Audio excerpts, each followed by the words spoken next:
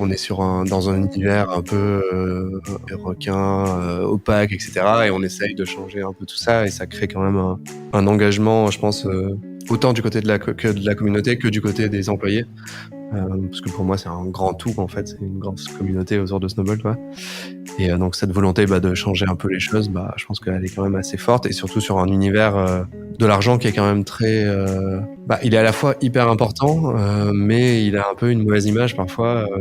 Et donc, se dire en fait, qu'on peut potentiellement essayer de changer cette image-là, c'est quand même un truc cool parce que ça impacte fortement quand même les gens. Bonjour à toutes et à tous. Bienvenue dans ce nouvel épisode d'Innovation Leaders, le podcast qui donne la parole aux leaders de la tech et d'innovation. Vous retrouverez toutes les ressources citées dans ce podcast sur notre site innovationleaders.live. Pour être sûr de ne rater aucun épisode, pensez à vous abonner sur votre plateforme de podcast préférée. Allez, installez-vous confortablement et bonne écoute. Hello tout le monde. Depuis le début de l'aventure Innovation Leaders, je sais que je ferai un épisode avec lui. J'ai toujours voulu l'interviewer. Enfin, j'ai toujours voulu interviewer un ovni, en fait. Et aujourd'hui, ça sera fait. Canon. Je vais pouvoir cocher cette petite case dans mon reporting quotidien que je consolide annuellement. Un reporting personnel, celui dans lequel je note tout ce que je fais dans ma vie, tout ce qui m'arrive. Parce que oui, je suis une machine. Évidemment que non, je ne suis pas une machine. Tous ceux qui me connaissent savent bien que je suis incapable de faire un truc comme ça. J'arrive à peine à me souvenir de ce que j'ai fait la veille, donc me souvenir de tout ce que j'ai fait en une année, on en est loin. En revanche, celui qui est en face de moi, Johan Lopez, vous l'aurez reconnu, lui, c'est ce qu'il fait. Lui, c'est une machine, le genre de machine assez rare qui sait capter des signaux de marché. Un marketeur dans l'âme, couplé à une calculatrice, qui sait transformer un signal faible en fintech. Et je vais vous expliquer tout ça. Salut Johan, merci de faire une halte au micro d'Innovation Leaders. Avec plaisir, c'est gentil pour l'invite. T'es un des premiers invités pour lequel j'ai plus envie de passer du temps sur le personnage que sur le projet. Je te rassure, on va parler de Snowball. Avant ça, j'aimerais bien qu'on réussisse à partager au plus grand nombre ta personnalité. Parce que pour moi, oui, t'es un personnage. Je te connais depuis plusieurs années, des années où je t'ai découvert d'ailleurs chez Comet. Je sais pas quand est-ce que c'était, mais ça devait être 2019, un truc comme ça, 2018 peut-être. Des années assez folles, je trouve, que tu vas nous partager. Tu peux nous dire dans les grandes lignes ton parcours. J'ai envie de parler de toi, mais même les années avant Weezings, quoi. Peut-être tes études, qui t'étais, qu'est-ce qui te drivait quand t'étais un peu étudiant à l'époque. Bonne question. Du coup, je suis né à Marseille, mais j'ai grandi dans le Var. T'as perdu l'accent, hein? Ouais, j'ai perdu. Il est de temps en temps quand je dis jeune ou rose, on peut l'entendre. Mais du coup, ouais, on grandit dans le Var, famille modeste, mère infirmière, père boulanger. Donc ouais, enfance heureuse quand même. Et du coup, j'ai atterri à la fac d'éco après le lycée. Lycée S. Au début, je voulais faire médecine, mais j'étais un peu nul en maths. Et du coup, je me suis dit, l'économie, ça peut être cool parce que il n'y a pas que des maths dans l'économie, contrairement à ce qu'on peut croire. Et donc, du coup, fac d'éco, j'ai fait un peu partout, en fait. J'ai jamais fait 2 années d'affilée dans la même fac. Okay. Je fais première année à Toulon, deuxième année à Aix, troisième année aux États-Unis. Ensuite, j'ai fait une année sabbatique, quatrième année Rotterdam, Hambourg, cinquième année à Paris. Puis après une année sabbatique, et puis je suis revenu à Paris. Donc ouais, t'as pris le temps. J'ai pris le temps, ouais. J'adorais les études, je pense. Et du coup, finalement, je suis tombé un peu amoureux de Enfin, j'ai toujours aimé l'entrepreneuriat, donc l'univers des startups naturellement m'a attiré. Et du coup, j'avais découvert je suis fan d'Apple, donc à chaque fois que j'allais dans les Apple Store, je voyais cette balance. Enfin, j'étais fan d'Apple et en plus ce petit côté, j'aime bien mesurer. Et je disais j'aime bien cette boîte qui fait des balances connectées, et du coup, qui te permet de mesurer ton poids et tout. Et j'ai découvert que c'était une boîte française. Donc c'était très data à l'époque. Ouais. Et donc du coup, je me dis j'adore cette boîte. Et finalement, dernière année d'études, donc master 2 pro, je me dis je vais faire tout mon dossier de strat sur WeThings et je vais essayer d'avoir un stage là-bas. Et finalement, j'ai réussi à avoir mon stage en produit, du coup, pas en marketing. Ce que je disais tout à l'heure à la conférence, là, je disais, en fait, j'ai pas appris le marketing à l'école, quoi, enfin à la fac. C'est plutôt sur le tas, quoi, parce que du coup, c'est chez WeThings où j'ai commencé en product, en stage, et puis après en marketing parce qu'ils avaient pas de place en product, et du coup je suis resté là-bas, voilà. Donc c'est là où j'ai tout appris. Et puis j'ai fait 3 ans chez WeThings. Ensuite j'ai enchaîné avec le wagon parce que je voulais lancer une boîte, mais j'avais pas trop d'idées. T'étais pas du tout tech à l'époque, enfin pas plus tech. Non, j'étais tech savvy, comme on dit. Je sais me servir d'outils et des trucs comme ça, mais j'étais pas du tout tech. Et j'ai pas fait le wagon pour devenir dev, pas du tout. C'était plus pour avoir comme si t'apprenais une nouvelle langue, tu vois, mais tu sais que t'as pas envie de devenir bilingue, mais ça peut servir quand tu discutes quoi avec les équipes. Ça te rapprochait d'un monde que t'avais envie de côtoyer. Exactement. Et du coup, donc après j'ai atterri chez Comet parce que j'ai pas lancé ma boîte. En fait, il y avait 2 choses qui m'intéressaient. J'aimais bien tout le côté finance de l'assurance. J'aimais beaucoup le monde de l'assurance parce qu'en fait, quand tu réfléchis, une assurance, c'est un peu on peut dire que c'est une fintech en quelque sorte. D'ailleurs, c'est pour ça que Alan, on considère que c'est une fintech. Ça gère des flux financiers et sur le modèle, c'est quelque chose de super intéressant. Donc, j'avais un peu exploré ça. Et finalement, j'ai pas trouvé l'idée et je suis tombé sur Charles, donc le cofondateur de Comet, qui venait de le lancer. 6 mois, ça faisait 6 mois, je crois qu'ils avaient lancé la boîte. Mais donc, au début, il voulait me recruter vu que j'avais fait le wagon, j'ai reçu un mail. Pour être dev. Enfin, ouais. Non, un CTO. Je vais être CTO de Comet et je disais, non, mais c'est gentil, je sais que ça doit être des messages automatiques, mais moi, je suis plutôt côté marketing. Je dis, c'est pas grave, on cherche aussi marketing. Et du coup, c'est comme ça que ça a matché, quoi. Donc, en quelque sorte, grâce au wagon, j'ai atterri. Mais vous étiez jamais rencontrés, c'était vraiment une sorte de démarche de recrutement standard. C'est ça, ouais. Donc, si j'avais pas fait le wagon, j'aurais sûrement jamais allé chez Comet. Bon. Et tu t'es arrivé en tant que free, je crois, chez Comet. Ouais, parce qu'au début, j'étais pas sûr, moi, de vouloir les rejoindre, genre full time, quoi. Le projet venait de se lancer, donc je me dis, bon, on va commencer en freelance, plus rapidement. Et t'apportes quelle compétence? T'étais sur la partie brand, sur la partie Non, j'étais sur la partie acquisition B2B au début. Donc, aller chercher des boîtes, quoi, parce qu'ils avaient, ceux qui connaissent pas Comet, c'est une place de marché freelance tech. Donc, ils mettent en relation des freelances avec des grands groupes ou des startups à l'époque. Et l'idée, c'est qu'ils avaient déjà beaucoup de freelances, mais pas assez d'entreprises. Donc, l'idée, c'était de les aider sur cette partie-là. Et puis, ça a hyper bien matché. Donc, je tombais amoureux de la team. On s'est super bien entendu. Et donc, dans la team, il y avait Charles, donc Charles Thomas. Il y avait Joseph aussi. Ouais, Joseph. Et il y avait Valentin. Il y avait Mehdi, qui était le tout premier employé. Et Corentin. Et Darwin, ils étaient pas tous le seul moi j'étais employé numéro 3, je crois, un truc comme ça. Mais c'est Mehdi le tout premier. Donc c'était une sacrée team. Sacrée team, sacrée époque, parce que t'en parles comme ça assez simplement, mais on réalise pas les années folles que ça a été, ces années Comet. J'en parle au passé parce que l'équipe fondatrice, du moins toi, Charles, je sais pas si Joseph est encore là. Si, Joseph est encore là. En fait, Joseph c'est le premier des fondateurs à être parti. Il est parti assez vite parce qu'il se sentait pas être dans la team. Enfin, lui, les boards et tout, ça lui plaisait pas trop. Donc, il est parti pendant 3 ans, je crois, fait un tour du monde et tout. Et finalement, il est revenu il y a quelques années en tant que PM, quoi, tout simplement. Donc, il bosse un PM dans la boîte qu'il a lancée. Et il est super content comme ça, quoi. Cool. Ouais, il voulait pas se mettre. Mais c'est le seul à être. Le co-founder, c'est le seul qui est resté. Exactement. Le relève a été pris parce que vous avez recruté de la seniorité pour prendre un peu la relève.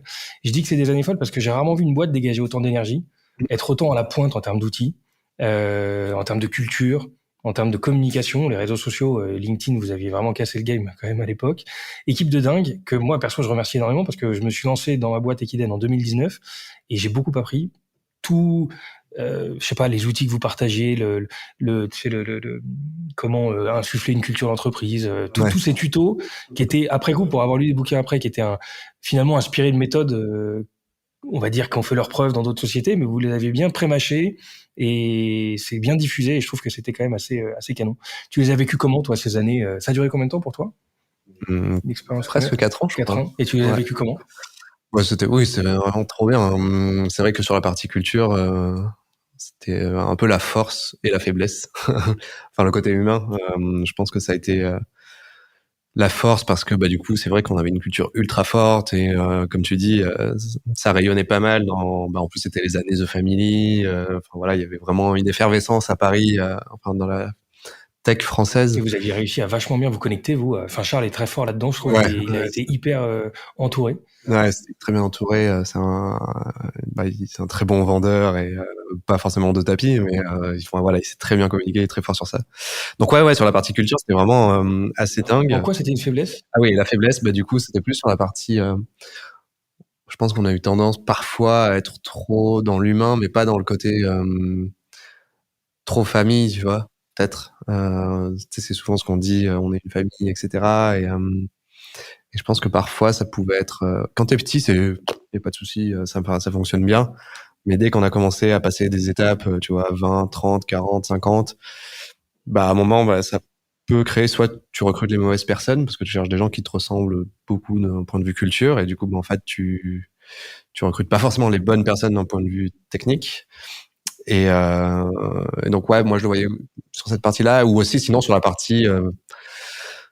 vouloir trop en faire, tu vois, on était très mauvais à faire partir les gens, parce qu'on était trop dans l'émotionnel. Ouais, c'est ça. Et parfois, c'est arrivé qu'on garde des gens, tu vois, ils sont pas bien à un poste, mais en fait, on va les mettre à un autre poste, et en fait, qui traînent un peu comme ça, et c'était ni bon pour nous, ni bon pour eux, parce que finalement, personne est ravi là-dedans. Donc ouais, il y a eu mais bon, je pense que si tu prends le tout, c'était clairement un gros plus, ça c'est sûr.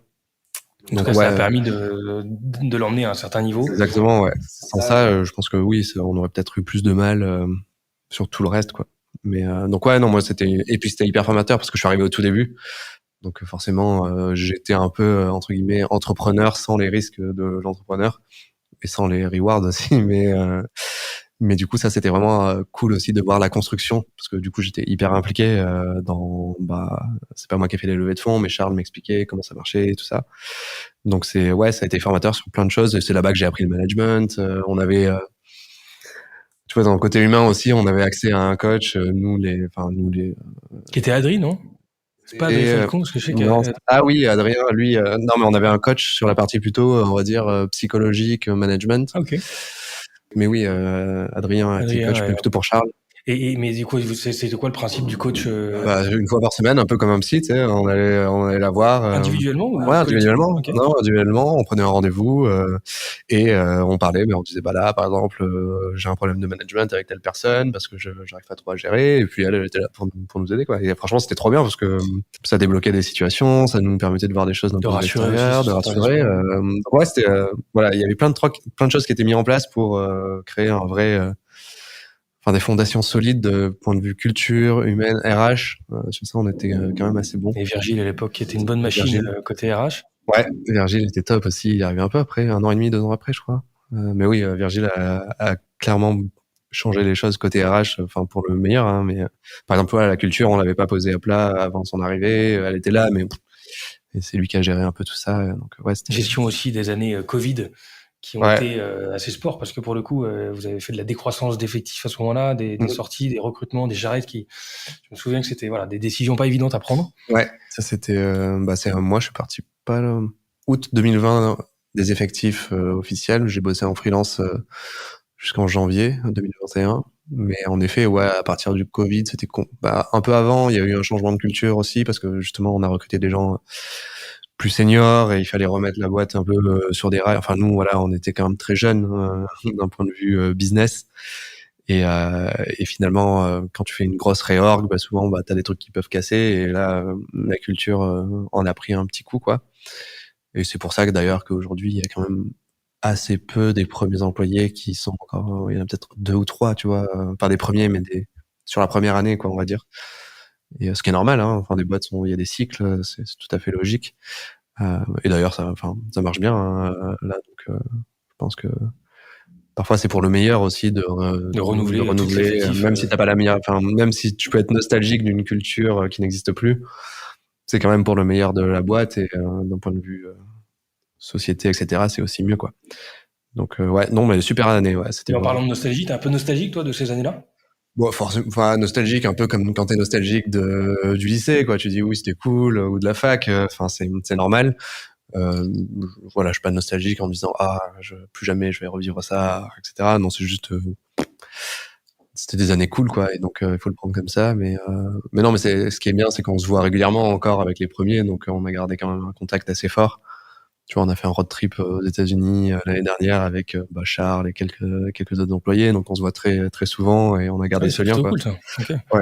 Je me demandais, Charles, qu'est-ce qu'il fait là? J'ai essayé de le contacter une fois ou deux, sans réponse. Il travaille sur un projet en off ou? Charles, ouais, il est sur son projet de gaming là. C'est un passionné de gaming. Ah, ok. Et depuis toujours, tu vois, il joue à LoL et tout. C'est vraiment un gros gros fan de Flight Simulator, tout ça. Enfin, bref, c'est un truc qui est un fan de jeux vidéo et il veut lancer un truc dans ce milieu-là parce que lui, pareil, il a fait une sorte de burn-out. Enfin, il en parle, tu vois, de façon ouverte. C'est pour ça que je me permets d'en parler, mais ça l'a bien, les années comètes, ça l'a bien amoché d'un point de vue mental, perso. Et du coup, il cherchait un truc où il avait vraiment parce qu'il aimait bien le future of work, tout ça, mais c'était pas un truc qui l'animait, tu vois, une passion au quotidien, quoi. Et donc là, il fait ça dans les jeux vidéo, il a l'air de s'éclater, et je pense qu'il est assez busy, là, il est en train de monter sa team et tout. Et il fait ça un peu en off, donc j'ai pas les détails. Ok, ça bosse. Ça et bosse. Tu dis lui aussi, parce que toi aussi t'es passé par une phase comme ça Non, je parlais des autres co-founders. Ouais, Valentin aussi a eu une période un peu down, donc je pense que de toute façon, quand tu montes une boîte, l'énergie que ça te prend, c'est rare que tu passes pas par une période un peu de down à un moment ou à un autre. Mais non, moi après je suis pas sujet à la burn-out, moi je pense. Ouais. Bah, non, mais c'est vrai que t'es assez zen. Après, c'est vrai que moi j'étais assez marqué par la sollicitation que vous aviez, même médiatique. Enfin, tous les blogs, les podcasts à l'époque et autres, vous arrêtez. Enfin, ça n'arrêtait pas. Je me demandais à quel moment vous aviez le temps de répondre aux messages LinkedIn parce que ça fusait dans tous les sens. Ça m'aurait fait marrer de voir à l'époque comment vous organisiez ça. Et je me disais, c'est étonnant de tenir quand même sur la durée avec ce rythme-là. Bon, il n'y a pas de miracle. Ça tient un temps, mais ça tient pas non plus très très longtemps. Ouais, non, c'est jamais évident. Et puis après, t'allais aussi, c'était une époque où c'était un peu la course à la levée de fonds, tu vois. Donc il y avait une levée, après il fallait repartir sur une autre levée, et puis après repartir sur une autre levée. Donc c'est quand même en tant que CEO, fondateur, c'est quand même épuisant de toujours. Alors Charles, il adore ça, lui, lever des fonds. Hein. On dirait qu'il est né pour ça. Et puis c'est faire. Mais ça n'empêche pas que c'est épuisant, quoi. Il partait un peu à droite à gauche dans toute l'Europe, aller voir les VC, toute l'année, en fait, ça s'arrête jamais, la levée de fonds, c'est infini. Donc je pense que ça aussi, c'est épuisant. Et puis les réorg, et ainsi de suite. Donc c'était, c'est assez épuisant. Mais ça dépend les boîtes, hein. J'imagine que t'as des boîtes où c'est plus simple, parce que le modèle économique est plus simple. Une place de marché, c'est compliqué quand même. Enfin, c'est réputé pour être les modèles économiques les plus les plus complexes à faire démarrer et entretenir derrière. Encore plus quand il y a de l'humain, parce que des freelances et des boîtes, c'est dur à prévoir qu'est-ce que tu vas faire, enfin quelles vont être les projections économiques, business model et tout. Bref, tout est compliqué, quoi. Bon, et ben très bien. On parle de toi. On continue sur toi. Je vous disais en préambule que Johan était un ovni. Vous allez mieux comprendre. Est-ce que tu peux me parler, par exemple, du YOLO Report? Johan, s'il te plaît, qu'est-ce que c'est que ce truc? Ouais, le YOLO Report, déjà c'est YOLO parce que Johan Lopez, donc YOLO, c'est un peu mon surnom aussi. Et donc le YOLO, je ne sais même plus quand est-ce que je l'ai commencé, le premier. Justement, je me demandais. Je crois que j'étais ça devait être, alors c'était chez WeThings, c'était sûr, donc on devait être en 2014, 2015. Je pense que c'était 2015 le premier. Ouais, ça doit être le 8e là que j'ai sorti. Ok. Et donc YOLO Report, la première année, c'était, j'avais dit au début que j'étais passionné de mesures, tout ça. Donc au début, c'était, je traquais mon poids ou je traquais ce que je mangeais, mes calories dans mon téléphone, mes courses avec Runkeeper et tout. Et je me dis, j'ai toutes ces datas là. Et à l'époque, il y avait il y avait pas mal de tweetos là qui étaient dans l'univers du quantified self, tu vois, qui aime bien mesurer un peu tout. Je me suis dit, moi j'aime bien ça aussi, pourquoi pas faire un truc à la fin de l'année, je fais un petit rapport. Dans une logique de philosophie, entre guillemets, de vie, ou de progression personnelle, ou juste de stocker la data parce que Ouais, je trouve ça juste fun. Ok, pour le fun au départ. Ouais, au quotidien, je le faisais pour moi parce que, pour être mieux physiquement ou autre, mais le fait de le mettre tout au même endroit, c'était vraiment, pour moi, c'était un projet fun. Pour le fun. Et il y a un côté objectif perso là-dedans, parce que tu te fixes un peu des objectifs. Au début, pas non. des objectifs de... Ouais, mais au début, j'avais pas d'objectif, ça je l'ai rajouté après. Mais au tout début, c'était vraiment juste mettre tout au même endroit et le partager avec les gens. Et je me dis, ça va peut-être inspirer certaines personnes. Et donc ça a commencé en 2015 et petit à petit, je l'ai amélioré, j'ai rajouté des trucs et comme tu dis, j'ai ajouté la partie objectif. Et pareil, je le fais pas forcément pour me tenir. Je m'amuse à faire mes OKR, tu vois, de l'année. Ceux qui connaissent pas, c'est Objective Key Results. Et ça, en général, tu le fais dans une boîte pour aligner toutes les forces de la boîte vers le même objectif. Et je me suis dit, ça peut être marrant de faire ça pour moi à titre perso. Donc, je m'amuse, tu vois, à me dire, cette année, j'aimerais bien courir un marathon. Et pour courir le marathon, il faut que je cours à peu près 3 fois par semaine et ainsi de suite. Donc, j'ai essayé de faire des petits trucs comme ça. Et souvent, je m'y tiens pas, mais une fois par an, ça me permet de me poser, de me dire, OK, qu'est-ce que j'aimerais bien faire?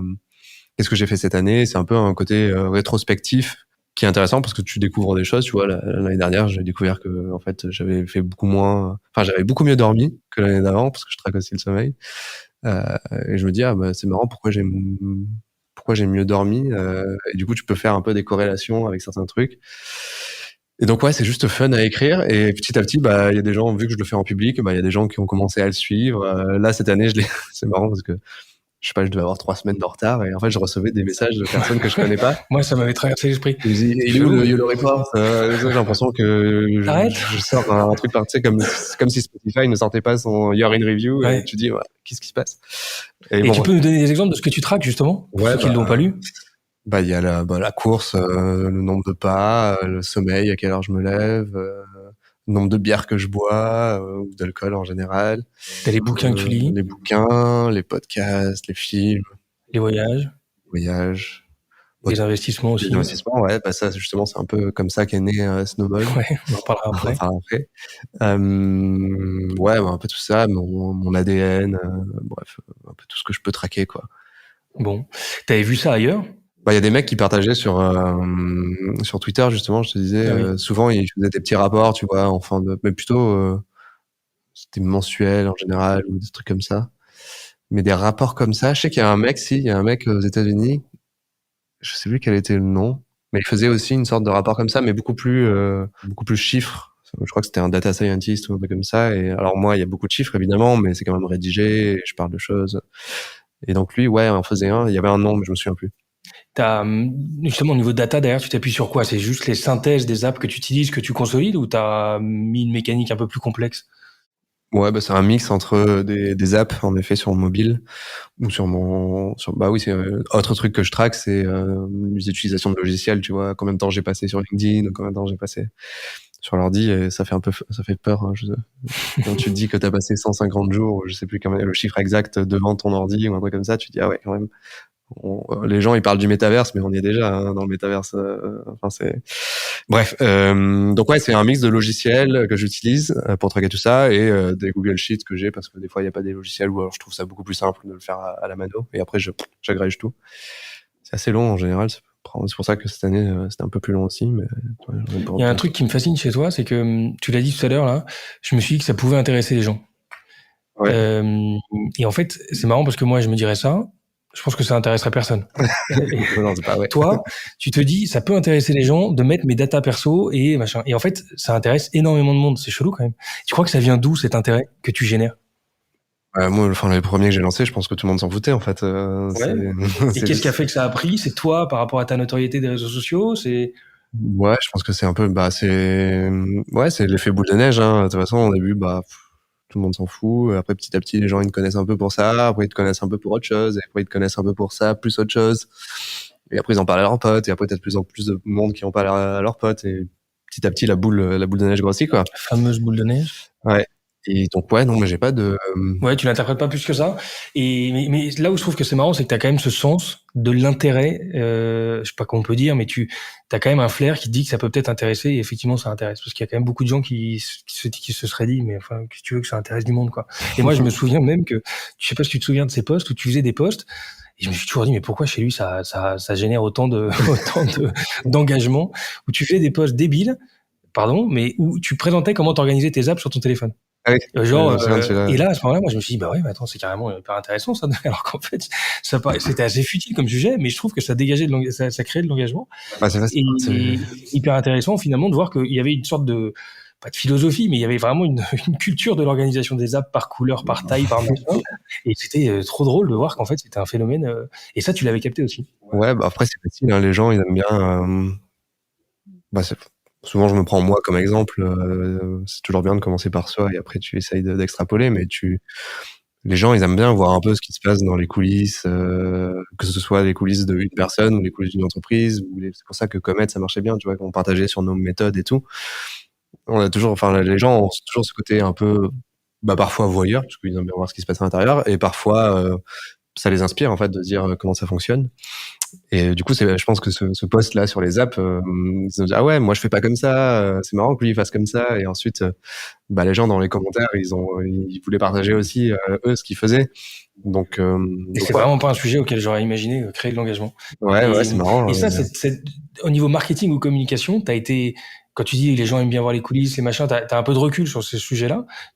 T'as été formé par des gens, t'as lu des bouquins, ou c'est plutôt du sens inné, ce côté un peu pas plus que ça. Non, j'ai pas. Non. C'est du bon sens, quoi. Ouais, pour moi, c'est vraiment du bon sens. Après, j'ai toujours, j'avais un biais où j'aime bien les boîtes transparentes. Et encore une fois, je me prends toujours comme exemple. Mais tu vois, moi, j'adorais lire des trucs sur comment Amazon, ils font leur meeting, par exemple, tu vois. Et je me dis, ah ouais, putain, une boîte qui réussit comme Amazon, c'est cool de savoir comment ça marche en interne. Et je me suis dit, ok, on n'est pas Amazon, Comet, mais on fait des trucs qui fonctionnent. Et je pense que ça va intéresser des gens qui sont à des étapes un peu plus basses. Tout comme nous, on est inspiré par des Amazon qui sont à des étapes beaucoup plus loin. Et donc, ouais, pour moi, c'est un peu du bon sens. De toute façon, tout ce qui est outils, méthodes, partage, etc., ça marche toujours, en fait, ça, quand t'es un peu transparent. C'est pour ça que, tu vois, j'aime beaucoup la communication d'Alan aussi, qui est très centrée autour de la boîte, comment eux fonctionnent. T'avais des boîtes comme Zappos aussi, ils faisaient beaucoup ça. Bref, t'as quand même pas mal d'exemples.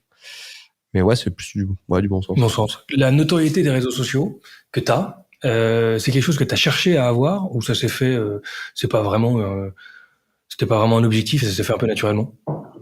Ouais, non, pareil, là, c'était pas du tout un objectif. Même là, tu vois, ça faisait genre, ça devait faire un mois que j'avais pas posté sur LinkedIn, alors que il y a des gens, ils ont quand même une stratégie très claire. Non, sur les réseaux, j'ai commencé, si tu regardes les posts avant 2018 ou 19, je sais plus, 2018, sur mon LinkedIn, il y avait rien, quoi. Il y avait juste, Yoann a partagé ça, etc. Et un jour, je me suis dit, ah tiens, qu'est-ce que j'avais fait? Mon premier post qui a marché, et genre, j'étais trop content de dépasser les 100 likes. Je crois que c'était un truc où j'avais rassemblé plein de questions Quora, le réseau social, des questions-réponses, là. Et j'avais rassemblé genre les meilleures questions et les meilleures réponses du réseau, et j'avais fait un Google Doc et j'avais partagé sur LinkedIn parce que je trouvais ça cool comme truc. Et c'était le premier post, je crois, qui avait fonctionné. Et à partir de là, je me suis dit, c'est cool de partager du contenu qui a de la valeur et tu sens que ça intéresse les gens. Et voilà, et à partir de là, je me suis dit, tiens, je vais partager des trucs de Comet, et ainsi de suite. Et ça s'est fait vraiment tout seul, quoi. Et en parlant de partage, moi, ça m'a marqué parce que on se connaissait pas. Je te posais des questions, tu répondais. Je te posais des questions sur le choix d'app ou sur le choix de techno ou de framework, et t'étais on fire dans ta boîte et autres, et tu prenais le temps de le partager. Tu t'es toujours, en plus, à une époque, tu faisais un peu pas des office hours, mais à la fin de Comet, t'étais assez open pour rencontrer des gens s'il y avait des questions et autres, pour débriefer et pour partager ton expérience. Ça devient d'où ce sens du partage? C'est pas inné, quoi. C'est pas, comment dire, c'est pas forcément commun. Bonne question, je ne saurais pas dire d'où ça vient. C'est parce que tu as une philosophie un peu pro qui dit, les gars, on n'est pas là pour se prendre la tête et il y aura de la place pour tout le monde, ou parce que tu pourrais te dire, attends, j'ai trouvé un truc qui cartonne, je peux essayer de le garder pour moi parce que je vais en faire un truc, je sais pas, tu vois. Non, mais après, je pense que c'est une question d'éducation aussi. Donc, j'imagine que là, il faut remercier mes parents. Mais qui t'ont donné des valeurs. Ouais, je pense que je pense que c'est venu de là. En fait, ce côté, en fait, ça va pas plus loin que juste d'être sympa et d'être gentil, quoi. Je sais pas. Enfin, c'est pas bienveillant et c'est pas un secret. Ouais. Généreux. Mais ouais, tu vois, des fois là, aujourd'hui, j'ai pas le temps, donc des fois, je réponds plus tard. Mais quand j'ai le temps, je réponds toujours. Après, je pense que t'as deux philosophies. Tu vois souvent sur LinkedIn des influenceurs qui disent, voilà, maintenant, moi, je réponds plus du tout parce que j'ai pas le temps. Et voilà pourquoi c'est bien. Et après, t'en as qui disent, en fait, si t'as le temps et que tu peux l'intégrer dans ta vie, fais-le, quoi. Mais c'est pas tout noir ou tout blanc. Non, ouais, voilà, c'est un peu comme tout, hein. Bon, on parle de Snowball un peu, ce side project devenu fintech finalement, vous allez voir. Pour ceux qui connaissent pas, est-ce que tu peux nous parler, juste nous pitcher ce que c'est que Snowball? Alors ouais. Alors aujourd'hui, Snowball, c'est alors aujourd'hui, ouais, je dis à chaque fois aujourd'hui parce que ça évolue vite. Et aujourd'hui, oui, on va dire que c'est un média centré autour de la newsletter sur les finances personnelles. Donc finances personnelles, tout ce qui tourne autour de l'argent, en fait, de la gestion de budget jusqu'à comment t'investis dans les Lego ou en bourse ou la psychologie de l'argent ou l'argent et le couple. Donc en gros, l'idée, c'est de se dire, il y a plein de sujets dans cet univers de l'argent. Les gens peuvent voir ça comme quelque chose parfois de diabolique, tu vois, l'argent un peu mal vu. D'autres, ils voient ça comme quelque chose de complexe. D'autres, ils voient ça comme quelque chose de comment dire, pas pour eux parce qu'ils ont pas assez d'argent. Et l'idée, c'est de se dire, en fait, toutes ces personnes-là, elles ont un peu tort, et de se dire comment tu peux convertir un maximum de personnes à s'intéresser à ces sous, quoi, tout simplement.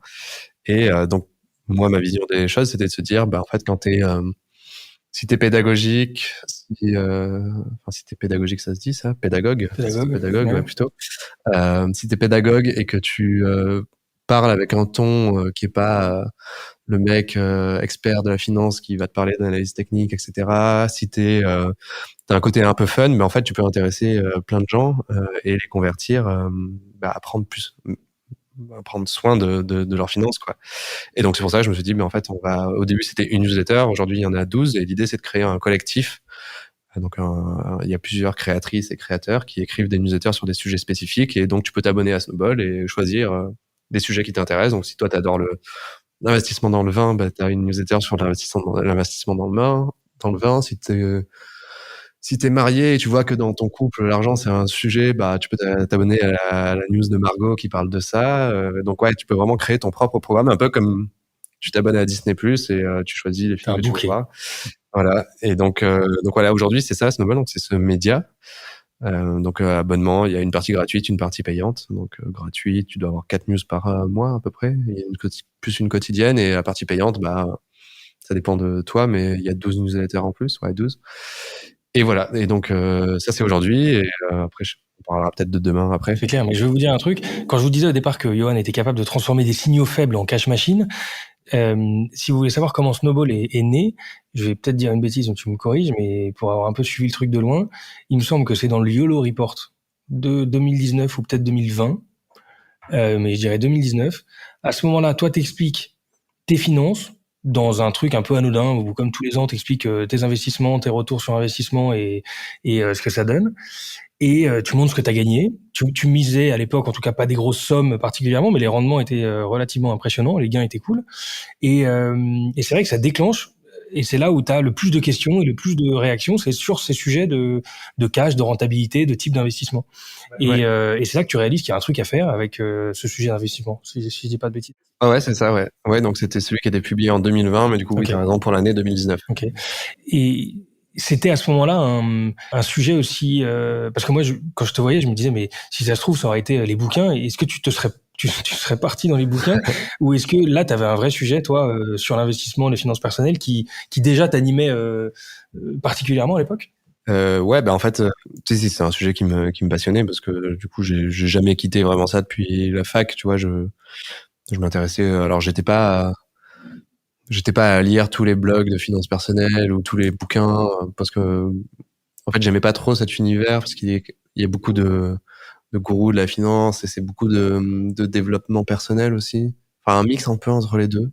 Et j'aimais pas trop cet univers, donc je traînais pas trop là-dedans. Mais par contre, je continuais de lire des articles d'économie, etc. Par contre, sur les finances perso, j'ai découvert aux États-Unis qu'il y avait vraiment un écosystème de contenu autour des finances personnelles, pas forcément auquel j'adhérais forcément beaucoup, mais il y avait beaucoup de contenu. Et c'est pour ça que en 2019, quand j'ai lancé, quand j'ai écrit ce YOLO Report et que j'ai vu plein de questions, j'étais un peu étonné, parce que je croyais que tout le contenu était déjà là, en fait. Et je me suis rendu compte, ce qui était bête, parce que t'as pas 60 millions de personnes qui vont lire tout le contenu des trucs, donc il y a forcément des gens qui tombent pas dessus. Mais du coup, je me suis dit, il y a forcément une partie de la population qui n'a pas les informations. Moi, j'ai vu que ce que j'ai écrit là, ça peut les intéresser. Donc, à quel moment tu te dis que tu vas en faire un truc? C'était, je t'ai dit, quand je pense une fois que j'ai dû avoir une dizaine de personnes qui m'ont posé des questions, je me suis dit, ah tiens, il y a un truc. Et avant ça, j'avais lancé donc Behind the Curtain en septembre, je crois, ou octobre 2019. Et là, l'idée, c'était une newsletter aussi. Donc, il y a eu une newsletter avant la newsletter. Et là, l'idée, c'était de faire ce que je faisais avec Comet. Donc, partager des outils, des méthodes, mais d'aller voir d'autres startups pour que elles aussi, elles partagent tout ça. Par exemple, j'avais fait un peu le tour. J'avais interrogé plusieurs personnes chez Spendesk pour voir comment ils étaient organisés, quelle était leur organisation interne. J'avais fait un truc avec je sais plus quelle boîte, Alan. Bon bref, et qui commençait à avoir de l'attraction, tu vois. Et donc, une fois que j'ai eu les signaux liés au YOLO Report sur la partie finance, je me suis dit, je pourrais peut-être lancer une autre newsletter sur ce sujet des finances perso. Et vite, ça a pris le dessus parce que alors j'adore l'organisation et tout, mais je trouvais que le sujet finances perso, argent pouvait avoir plus d'impact. Et en plus, c'était un truc que moi qui me passionnait. Donc je me suis dit, en fait, je vais me focaliser sur ça, quoi. Donc j'ai laissé de côté Behind the Curtain, qui est comme le phénix, il est revenu quelques années après. Je sais même pas quand est-ce que quelques mois après plutôt. Et donc voilà, donc c'est comme ça que Snowball est né. Au départ, t'étais seul à rédiger, ça devait te prendre du temps parce que tu lisais des bouquins, enfin tu devais aller chercher du contenu justement que tu devais préparer. Et comment s'est passé la suite? Tu peux nous donner quelques chiffres sur ce que représente Snowball en termes peut-être d'abonnés, en termes de chiffre d'affaires, en termes d'équipe aussi derrière? Ouais. Aujourd'hui, ça doit être, si tu prends en projection sur l'année, on doit être à, je pense, 416, 420 000. 420 000 euros de chiffre d'affaires, enfin d'abonnement. Non, pas d'abonnement. Du coup, c'est divisé en deux. En abonnement, il doit y avoir 265 là, 165 000. Et le reste, avec le sponsoring, alors c'est dur à projeter, mais j'essaye de faire des projections. Mais en gros, il devrait y avoir 150 000 euros, tu vois, sur l'année, si tout va bien, ou plus. Donc voilà, donc ça, il y avait 50 000 abonnés il y a quelques jours, mais il y en a plus que 47 000 là, parce que j'ai nettoyé la base. Les gens qui n'ouvrent pas, tout ça, parce qu'au bout d'un moment, si les gens n'ouvrent pas, il faut juste les supprimer, c'est mieux, quoi, pour la planète aussi. Et donc parmi ces 47 000, il doit y en avoir 4 200 et quelques, 4 300 qui sont payants. Donc 6 euros, enfin 6 euros, non, maintenant ça a changé, c'est 9 euros ou 80 euros par an. Donc voilà, en gros, les chiffres côté utilisateurs, revenus. Et sur l'équipe, du coup, j'étais tout seul jusqu'à avril. Donc en avril, enfin, il y a plusieurs étapes. on va reprendre en arrière. Donc en gros, en septembre, Pauline m'avait rejoint, Pauline, femme qui bossait chez Crowdcube avant, qui m'a rejoint. On a bossé ensemble pendant de septembre à février 2023 à peu près. Et donc après, Pauline est partie, parce que pour diverses raisons, ça se passe toujours très bien. Mais et du coup après, je me suis retrouvé seul un petit moment. Mais grâce à Pauline, en fait, on avait enclenché le recrutement de l'équipe. Donc on a trouvé 4 super personnes. Donc il y a Valentine qui m'a rejoint en avril. Ensuite Léa et Clément en mai, là, juste là, il y a 2 semaines, 1 semaine, 10 jours, quoi. Et Emeline qui arrive en juin. Donc en gros, on va être 5 là d'ici 3 semaines, quoi. Okay. Et donc sur la composition de la team, il y a produit, donc Valentine, Léa design, plutôt produit, mais on va dire global, et Clément et Emeline sur la partie tech. Je vous prends 10 secondes pour vous dire que ce podcast vous est proposé par Equiden. Equiden, c'est la start-up qui vous accompagne dans vos projets tech, product, data et engineering et qui repense l'approche des ESN traditionnels. En 2 ans, cette société de conseil compte plus de 130 personnes et s'est déployée dans 6 pays. Pour en savoir plus et pour participer à l'aventure, suivez-nous sur LinkedIn ou sur equiden.com, E-2-K-I-D-E-N. Bonne écoute! Si on reste sur la partie newsletter, tu avais déjà vu et tu as eu des modèles d'inspiration de newsletter qui se sont transformés en un véritable business? Ouais, il y en a plein, surtout aux États-Unis. Alors en France, il y a des connus, il y a Brief.eco. Non, c'est Brief.me, pardon. Ils ont aussi une news qui s'appelle Brief.eco. Donc eux, c'est des Français, donc plutôt orientés, plutôt journalistes, journalisme global et économique. Ils ont un truc aussi green tech ou green, je sais plus. Après, sinon, aux États-Unis, t'en as plein. T'as Morning Brew, c'est un peu l'icône de la newsletter aux US. Donc, eux, c'est une newsletter quotidienne sur des news X, plutôt orientées business, mais on va dire un peu de tout, quoi. Et sinon, après, t'as The Hustle aussi, qui a été racheté, je sais plus combien, plusieurs dizaines de millions par HubSpot. T'as aussi Axios qui est... C'est un business qu'on peut racheter même. Ouais, il y en a de plus en plus de boîtes en fait produits qui rachètent des newsletters parce qu'ils voient à quel point la partie média est clé. Communauté et médias, oui. Ouais, qui est hyper importante parce que ça leur permet ils voient que ça s'essouffle un peu le modèle réseaux sociaux. tu vois, faire beaucoup de pubs et tout, avec Apple qui bloque le tracking et tout. Bref, ça s'est quand même pas mal essoufflé. Donc ouais, il y en a pas mal. Il y a Axios qui a été énorme, lancé en 2017. Donc c'est là un média plutôt généraliste, mais centré autour de la newsletter, qui a été créé en 2017 et revendu 500 millions en 2020 ou 2021. Donc un truc énorme. Ouais, effectivement. Donc ouais, il y en a pas mal. Ok, bon. Là, tu as mélangé tout à l'heure newsletter / fintech, parce qu'en fait, c'est pas qu'une newsletter, c'est une communauté dans laquelle d'ailleurs tu gères des investissements un peu au nom de la communauté, ou la communauté est impliquée dans le choix de quelques investissements que tu fais. Non. Ça, c'est fini, ça? Ouais, en fait, non, c'était pas. Je pense que tu confonds peut-être avec la redistribution. Peut-être. Il y a des projets qui sont pour lesquels la communauté vote. Non, oui, d'accord, là, c'est autre chose, ouais. Oui, oui, j'ai testé pas mal de trucs, ouais. Ah, ça, c'est fini. Okay. Non, ça, c'est en pause. Mais oui, en fait, c'était, en fait, quand j'ai lancé le sponsoring, en fait, quand j'ai lancé Snowball au tout début, je me suis dit, il y a une partie que j'aimerais bien redistribuer à la communauté parce que je trouve ça fun, un peu comme quand t'as des actions et que tu reçois des dividendes. Ça crée un lien un peu plus fort. Donc, j'avais lancé ce côté redistribution, un système de snowflakes, tout ça. Et après, quand j'ai lancé, donc 2 ans et demi après, la partie sponsoring, je me suis dit, j'aimerais bien aussi redistribuer une partie des revenus sponsors. Et là, je me suis dit, vu que Snowball, c'était un side business au début, pourquoi pas essayer de soutenir d'autres side business ou side projects qui peuvent devenir des side business. Et du coup, je me suis dit, je vais faire candidater des gens de la communauté. Et chaque mois, je redistribuerai. Chaque mois que je peux sponsoriser Snowball, je redistribuerai une partie à ce projet gagnant, quoi. Et donc, en effet, voilà, il y avait la communauté votée et ensuite on a essayé, mais je l'ai mis en pause parce que déjà là je me recentre sur cœur de métier, structurer l'équipe, le produit, etc. Ça devient un peu secondaire. C'est cool quand t'es tout seul et que tu peux faire ces projets, mais ça reviendra peut-être plus tard. C'est une bonne idée aussi. Ça a un peu pris, ça fédère un peu l'équipe, quoi. Maintenant, parle-moi de ce sujet fintech. C'est quoi ce produit dont tu parles? Ouais.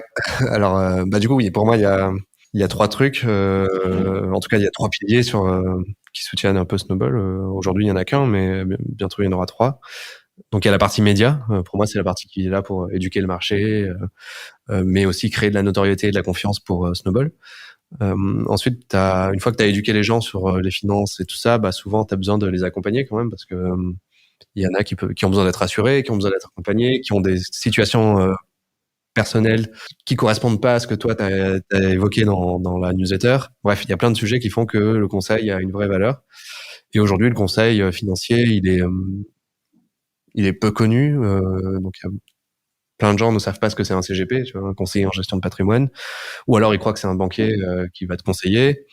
Ceux qui connaissent un peu, ils se disent j'ai peut-être pas assez d'argent pour passer par ce genre de service. Ils croient que c'est que pour les riches. Et d'autres, ils croient que c'est simplement des vendeurs qui sont là pour récupérer leur com sur des produits qu'ils te vendent. Tout est un peu vrai, mais c'est faux aussi. Il y a des très bons CGP, bref, mais c'est pas hyper accessible. Donc l'idée, c'est de se dire comment on peut créer un produit produit tech, comment la technologie peut démocratiser ce métier, quoi, et le rendre beaucoup plus accessible. Et donc là, l'idée, c'est de se dire comment demain une personne peut poser une question à un conseiller en gestion de patrimoine facilement et avoir une réponse rapidement, quoi. Et une réponse non biaisée, c'est-à-dire que c'est pas une personne qui est là pour te vendre un produit parce qu'elle va récupérer la commission.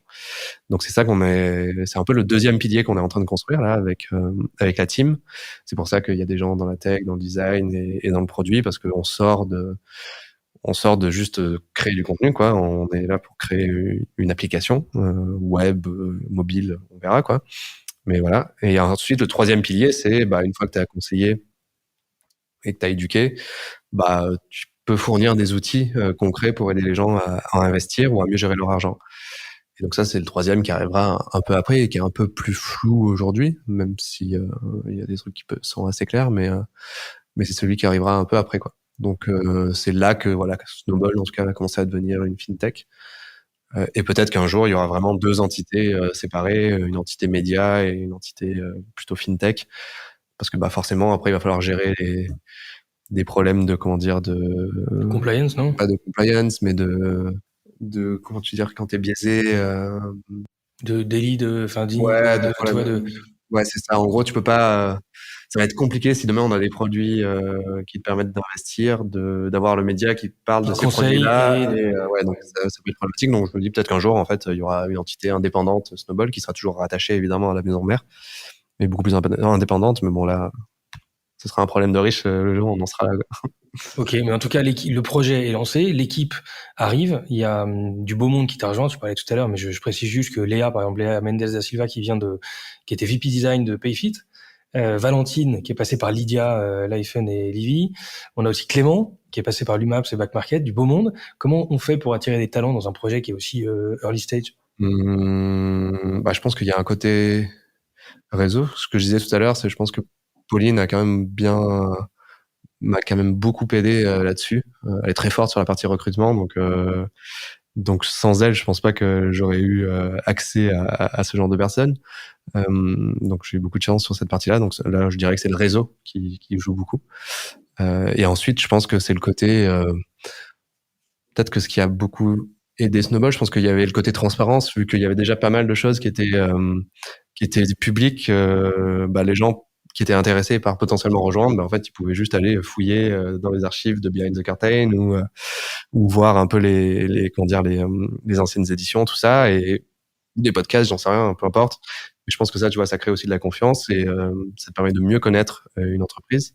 Et c'est là où je fais un pont avec Comet. Ça nous a beaucoup aidé justement d'être très transparent et build in public presque, parce que du coup les potentiels candidats nous connaissaient déjà et avaient beaucoup plus confiance rapidement.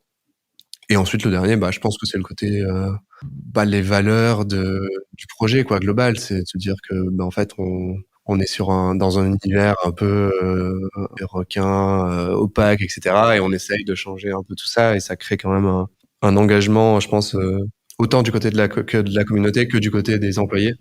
Parce que pour moi, c'est un grand tout, en fait. C'est une grande communauté autour de Snowball, quoi.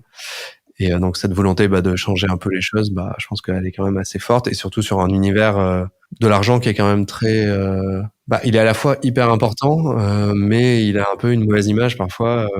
Et donc, se dire en fait qu'on peut potentiellement essayer de changer cette image-là, c'est quand même un truc cool parce que ça impacte fortement quand même les gens de tous les niveaux financiers, démographiques, tout ça. Enfin, c'est ce que je disais, je sais plus quand ça, mais une personne qui gagne, je sais pas, le SMIC, mais qui peut épargner, disons, je sais pas, 30 euros dès qu'elle commence à bosser, versus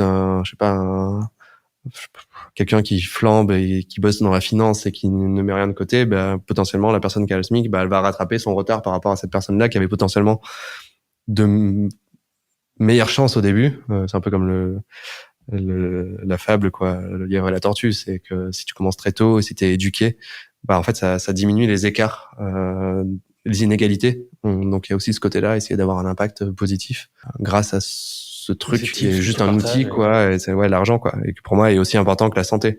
Bon, cool. Quand on regarde les chiffres, c'est un peu la lue. Je vous invite à aller voir d'ailleurs les courbes de croissance, d'abonnement, de chiffre d'affaires. On a l'impression que c'est facile, que ça glisse.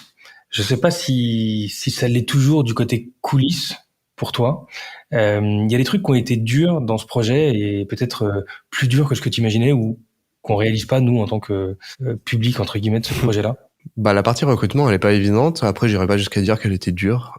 Tout le monde le sait, tous les gens qui ont recruté, c'est pas évident quand même de trouver les bons profils et que ça matche tout ça. Donc, je pense que cette partie-là a pris quand même longtemps. Mais c'était pas difficile. Si, après, là, je suis passé de moi qui écrivais tout seul à moi qui écris plus 12 personnes. Donc, t'as quand même toute une orga à mettre en place. Et donc, c'est pas difficile, c'est juste plus de temps à passer dessus, des process à mettre en place pour justement passer de moins en moins de temps avec le temps. Mais rien n'a été particulièrement difficile, en fait. L'inspiration, la capacité d'écrire, Non, j'ai jamais si ça m'arrive, tu vois, le pire truc qui puisse m'arriver, c'est en général quand j'écris la newsletter du dimanche soir, celle dont je m'occupe, il y a 4 sujets et souvent j'essaye de trouver les sujets le vendredi. Parce que tu l'écris quand celle-là? Tu l'écris vraiment le dimanche? J'écris samedi, dimanche en général. Et donc et ça m'arrive de galérer, de me dire j'arrive pas à trouver de sujet sur l'économie là et du coup en fait je navigue un peu sur internet et j'essaye de trouver des idées, mais ça m'arrive assez rarement. En général, je trouve vite les sujets, mais en fait, quand tu quand tu baignes dans le truc et que tu lis, que tu fais plein de veilles et tout, mais en fait, connecte plein de trucs les uns avec les autres et ça devient assez facile. Après, t'as l'actualité qui te donne un peu de matière. Ouais, voilà, l'actualité aide vachement. Donc, ouais, sur cette j'ai pas de problème là-dessus non plus. Bon, donc ça glisse vraiment, quoi, c'est facile. C'est ça. J'ai pas l'impression que c'est hyper méga compliqué, mais parce que c'est quand même juste un enchaînement d'opportunités et t'avances et en fait tu dis ça je pourrais potentiellement faire ça et puis après tu te dis en fait là je pense que créer une équipe c'est le bon moment, du coup je vais y aller maintenant. Quand t'es pas pressé et c'est ça en fait, je pense que j'ai eu et c'est pour ça que je pense que ça paraît simple, c'est que j'ai jamais été pressé. Et quand t'es pas pressé, t'es pas dans le truc, allez, j'ai levé 2 millions, il faut que je me recrute 10 personnes, et que là, ça devient vraiment très compliqué. Parce que t'es pressé par le temps, et moi, en fait, non, je me dis, bon, j'ai failli consolider ton truc petit à petit, tu te fais une idée de où tu veux aller. C'est ça. Et le planning à venir, ça ressemble à quoi, là, dans les grandes étapes du projet ? Le planning à venir, là, en gros, je pense qu'en juin, on aura la core team en place, pour commencer à construire quelque chose de solide. Donc le premier, je pense, produit, ça va être plutôt la partie conseil. Donc sortir on avait déjà fait un premier test l'année dernière, mais là l'idée c'est de faire un test avec des bases solides, non seulement d'un point de vue tech, mais aussi d'un point de vue design et de tout ça. Et à partir de là, une fois qu'on aura les fondations, essayer de voir la partie média aussi, comment on peut l'améliorer, sortir de Substack parce que Substack a des limites. Et essayer de consolider un peu tout ça parce que là l'expérience de l'utilisateur elle est un peu what the fuck, t'as un truc sur Substack, après t'as un truc sur WhatsApp et tout est un peu dans tous les sens, donc ça devient vite compliqué à comprendre l'univers Snowball. Et l'idée c'est de recentrer un peu tout ça et de créer une meilleure expérience. Donc je pense que ça va être ça sur le reste de l'année et l'année prochaine si tout va bien, ou peut-être si on arrive à aller vite cette année, de commencer à mettre les fondations sur la partie investir quoi. Ça va être quoi ce premier produit, donc voilà, il y a pas mal de chantiers, mais en tout cas c'est assez clair sur la partie conseil dans un premier temps, fondation, médias et après invest quoi. Bon, et canon. Merci pour ce partage. On passe aux questions rapides, dernière partie. Tu m'as toujours pas mal aidé et inspiré sur la partie outils. Tu peux me faire la liste un peu des outils avec lesquels tu bosses au quotidien dans Snowball et dans la vie d'ailleurs, qui sont pour toi des must, pas simples parce que je crois que t'en as un paquet, mais peut-être les principaux, ceux qui sortent du lot peut-être. Ouais, du coup il y a Notion évidemment sur la partie knowledge base, mais aussi gestion de projet. Tu vois par exemple toute la partie gestion du calendrier éditorial avec les créatrices et créateurs. C'est dans Notion. Je me posais la question parce que tu m'avais fait découvrir en 2019. Certains sont sortis un peu de cet outil-là pour aller ailleurs. Donc, t'es toujours dessus, t'as suivi le... Ouais, je suis toujours dessus. Ouais, en plus, ils ont quand même ajouté pas mal de nouvelles fonctionnalités qui sont très cool, automation, tout ça. Ouais, donc non, franchement, pour gérer non seulement la partie interne, documentation, mais aussi parfois la gestion de projet sur des projets assez simples, on va dire, c'est top. Ensuite, il y a quoi d'autre ? Après, évidemment, tout ce qui est Google Doc, toute la suite Google, quoi. Pour moi, c'est must-have, G-Sheet, etc. Slack, évidemment, Discord, que j'utilise beaucoup avec la communauté, mais aussi les créatrices et les créateurs, parce que c'est quand même beaucoup moins cher que Slack sur cette partie-là. Ensuite, il y a quoi d'autre ? Substack que tu vas peut-être changer. Substack évidemment, ouais, qui était vraiment un superbe outil qui m'a hyper bien accompagné sur la partie création de newsletter slash monétisation slash avoir un site où tu peux retrouver les newsletters. Ensuite, quoi d'autre ? Sur la partie rédaction, j'utilise pas mal Merci App. Pour les fautes d'orthographe. Ouais, tout ça, qui te corrige un peu toutes tes petites fautes, tout ça, même si j'ai quelqu'un qui relit, mais au moins ça fait un premier passage. Et j'utilise pas mal maintenant ChatGPT sur les parties. Alors il va pas écrire à ma place. Pas encore. Pas encore. Voilà. Mais par exemple, quand je dois faire des recherches sur des sujets que je connais, que je sais. Tu vois, par exemple, je sais pas si j'ai un doute sur n'importe quoi, mais qu'est-ce que j'ai fait poser que dit la dernière fois je faisais un sujet sur l'inflation. Et je me demandais comment, tu vois, l'inflation pouvait impacter négativement une économie. Et du coup, j'avais quelques idées en tête, mais j'ai demandé à ChatGPT. Ça te donne des idées, des perches, quoi. Et du coup, il m'a dit, et du coup, je pouvais dire, là, en fait, je connais le sujet, t'hallucines un peu, mais sur ça, t'as raison. Donc, j'utilise pas mal sur cette partie-là. Mais voilà, sinon, c'est à peu près tout. Canva, j'utilise beaucoup Canva tu vois, pour créer des petits visuels, tout ça. Et ça, c'est un peu les principaux, je pense. Après, dans la boîte, bah là, tu vois, on va commencer à utiliser des nouveaux outils, Miro, GitHub sur la partie tech, tu vois quoi. Bon, bien. Est-ce que, petite question un peu profonde, mais la plus grande fierté dans ta vie jusqu'ici, c'est quoi? Ouais. En parlant de GitHub. Non, la plus grande fierté dans ma vie. Elle est pas évidente cette question. Hein. Non. Ben, je sais pas. Ouais, j'allais dire de toujours avoir pu faire ce que je voulais sans trop me poser de questions en fait. Et du coup, je pense pas que ce soit une fierté, mais enfin, en tout cas, c'est un truc dont je suis content quoi. Bah, ce côté quand même, savoir prendre des opportunités un peu au fil de l'eau. Je pense que c'est pas simple pour beaucoup de personnes, donc je suis assez fier d'avoir pu pouvoir suivre un peu comme ça. Et ça, je pense que ça vient beaucoup de mes parents. Ils m'ont jamais dit non, tu vois. Ils m'ont dit ouais, tu veux faire ça, bah ok. Ils râlent un peu, mais ils me disent bah oui, vas-y. C'est une sorte de confiance en toi aussi, c'est lié à ça. Ouais, non c'est lié à ça, ouais. Je pense. Pas avoir trop peur du lendemain. Ouais, c'est ça. Donc ouais, je pense que ça. Ok. Est-ce qu'il y a un truc essentiel que tu as appris depuis que tu t'es lancé dans Snowball, un learning qui t'a marqué?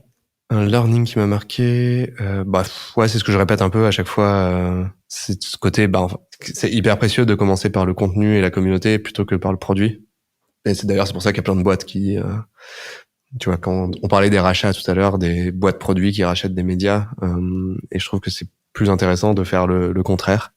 Peut-être pas hyper évident non plus, mais parce que du coup, le fait de passer d'un média contenu à je crée un produit, ça peut créer un peu une sorte de confusion dans la tête des gens. Mais je pense que c'est quand même beaucoup plus précieux que le contraire parce que du coup, tu as une base énorme d'utilisateurs avec qui tu peux co-construire ton produit, quoi, tout simplement. Donc ça, j'ai pas fait exprès, tu vois, en fait, au début. Je savais pas que...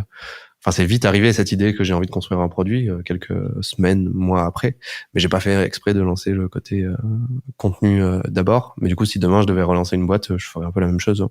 Ouais, c'est ton talent, la communauté. On verra pour la partie product, je souhaite. En tout cas, le community-led growth, l'approche de croissance par communauté, elle est quand même fondamentale pour beaucoup de products. Je pense à Finari qui est à peu près dans le même univers. Je pense à Gringot côté banque, voilà. C'est le produit est là, mais la puissance du produit, c'est sa communauté derrière et sa contribution. Ça semble assez fondamental aujourd'hui. Est-ce qu'il y a une boîte qui t'inspire particulièrement en ce moment dans son exécution, dans son innovation, peut-être dans sa com, qui sont des sujets importants pour toi? Ouais, il y a toujours Alan en fait. Ouais.